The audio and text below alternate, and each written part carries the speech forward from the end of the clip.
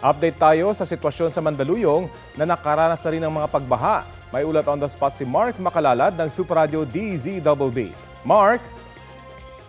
Rafi, sa pag-ikot ng Super Radio DZBB, naabutan namin ang mga sasakyang pahirapan ng pagdaan sa kahabaan ng Bonnie Avenue at Maysilo Circle sa Mandaluyong City.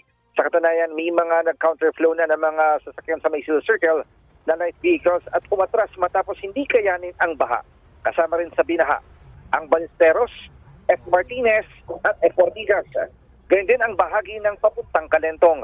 Dahil dito, nagpatupad na ang traffic routing sa mga lugar na baha para hindi na ito madaanan pa ng mga motorista. Sa ngayon, mahinang pagulan na lamang ang nararanasan sa lungsod ng Mandaluyong. Balik sa iyo, Rafi.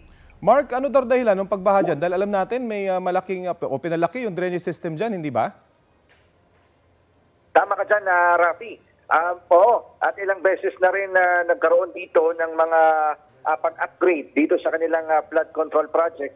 Ang sinasabi, yung volume talaga ng ulan at yung mababang lugar dyan sa bahagi ng Maysilo at Bonnie Avenue, kaya tuwing umuulan, yan talaga ay mabilis na tumataas ang baha. Gayunman, sinasabi naman ng LGU na kung ikukumpara dati, kapag nagkaroon ng pagbaha, ito naman ay mas mabilis nang humuhupa. Okay, maraming salamat, Mark Makalalad ng Super Radio DZBB.